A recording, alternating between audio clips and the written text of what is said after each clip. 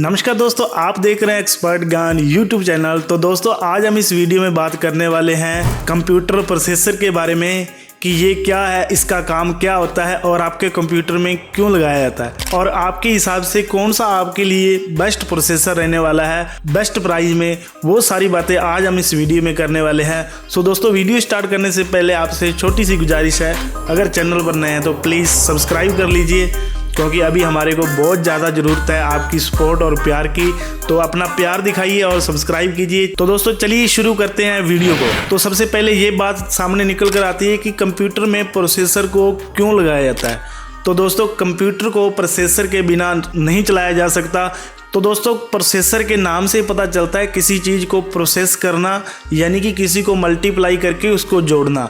जैसे कोई भी नंबर है उसको आप जोड़ रहे हैं तो वो आप मल्टीप्लाई किसी प्रोसेस में जाकर कर रहे हैं, तो उस हिसाब से आप उसका आंसर दे पा रहे हैं। उसी प्रकार कंप्यूटर में भी प्रोसेसर का यही काम होता है कि जब आप कोई भी कमांड को कंप्यूटर में देते हो प्रोसेसर को, तो वो उसको आपके सामने दिखाता है। वो जितनी भी प्रोसेस होती है वो सारा प्रोसेसर ही करता है।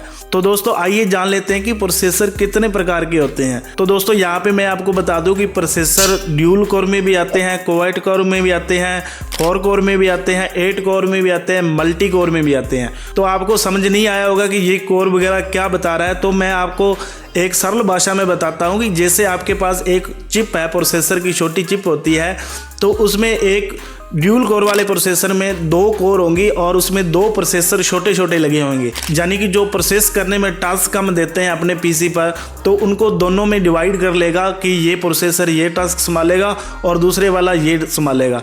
इसको बोलते हैं ड्यूल कोर प्रोसेसर। अगर आपके पास 4 कोर प्रोसेसर है और उसमें 4 कोर होंगी, जैसे ऊपर वाला कोर ये टास्क संभालेगा, तीसरे वाला ये, चौथे वाला ये, और इस प्रकार से उसका जो परफॉर्मेंस है वो ज़्यादा बेहतर हो जाएगी। तो आजकल बहुत ज़्यादा कोर आने लगी है और इसे हम कहते हैं मल्टी कोर प्रोसेसर। तो जो मल्टी कोर प्रोसेसर है वो एक नैनो टेक्नोलॉजी पर काम करता है। तो आइए दोस्तों समझ लेते हैं कि ये नैनो टेक्नोलॉजी क्या है। तो दोस्तों जैसे भी कोई भी प्रोसेसर है उसमें जो छोटे छोटे कंपोनेंट लगे होते हैं, तो उनमें जो डिफरेंस होता है, जो उसको लगाने का स्पेस होता है, उसको ही हम बोलते हैं नैनोमीटर। तो दोस्तों अगर नैनोमीटर ज़्यादा दूरी पर जो कंपोनेंट प्रोसेसर के लगे होंगे तो उसमें क्या होगा कि उसमें परफॉर्मेंस अच्छी नहीं मिल पाएगी, क्योंकि कंपोनेंट कम लगेंगे, हमारे को परफॉर्मेंस अच्छी नहीं मिलेगी। अगर वो ही हम 5 नैनोमीटर पर लगा दिए जाएँ तो उसकी परफॉर्मेंस है वो बहुत ही ज़्यादा एनहांस हो जाएगी और आपका कंप्यूटर एकदम फास्ट रॉकेट की तरह दौड़ता है। तो दोस्तों ये होते हैं नैनोमीटर्स। और आगे हम समझ लेते हैं गीगाहर्ट्ज़। जैसे आपने सुना होगा कि 2.4 गीगाहर्ट्ज़ है या 2.5 गीगाहर्ट्ज़ है। तो इनका जो अर्थ है मैं वो सिंपल भाषा में आपको बता रहा हूँ, ज़्यादा मैं डीपली आपको नहीं बताऊंगा क्योंकि आपके समझ नहीं आएगा वो चीज़। तो इसके बारे में जान लीजिए कि जितनी भी हमारे प्रोसेसर की जो उनको एनर्जी चाहिए या उनको जो सप्लाई चाहिए, यानी कि हम बोल सकते हैं कि उनको जो पावर चाहिए कंज्यूम की, उसकी जो स्पीड होगी वो ज़्यादा गीगाहर्ट्ज़ की होगी। तो उसमें ज़्यादा वो स्पीड से लेगा। उसके लिए आपकी जो कंप्यूटर की सप्लाई वगैरह है, आपकी लाइट ज़्यादा कंज्यूम करेगा। अगर आपके पास लैपटॉप है तो उसकी बैटरी है वो कम निकालेगा। तो जो उनकी स्पीड होती है उस पर आधारित होता है गीगाहर्ट्ज़। अगर आपका कंप्यूटर जितना ज़्यादा गीगाहर्ट्ज़ का होगा तो उतनी परफॉर्मेंस अच्छी होगी, क्योंकि वहाँ पे जो पावर कंज्यूम का है, जहाँ पावर है, जहाँ उनका जो काम करने का तरीका है वो उसको फास्ट सप्लाई किया जा रहा है ये गीगाहर्ट्ज़ को बढ़ाकर। तो वहाँ पे परफॉर्मेंस अच्छी होगी आपकी, आपको सप्लाई भी बड़ी चाहिए। ये थोड़ी सी चीज़ का आपको ध्यान रख लेना है। और आगे बात कर लेते हैं कि आपके लिए कौन सा प्रोसेसर बेस्ट रहेगा। जैसे आप सोच रहे हैं कि मैं i7 पीसी को बिल्ड करवा रहा हूँ, वो मेरे को पड़ रहा है 15,000 रुपये में। तो ऐसे में आपको दुकानदार चूना लगाते ही लगाते हैं, क्योंकि वहाँ पर क्या होता है कि अगर आपने i7 का प्रोसेसर लगाया तो वहाँ पे आपको जनरेशन भी चेक करनी चाहिए, क्योंकि जनरेशन जितनी होगी, जैसे आपको कोई 3rd जनरेशन का कोई पीसी चिप दे तो उसमें तो आपको पता है परफॉर्मेंस कैसी होगी। 3rd जनरेशन का पीसी और आज का जो लेटेस्ट जनरेशन का पीसी है उसके बदले में वो बहुत स्लो चलेगा और आपको ऐसे ही दुकानदार फंसा लेते हैं अपनी बातों में। तो आइए हम जानते हैं इसके बारे में डीपली।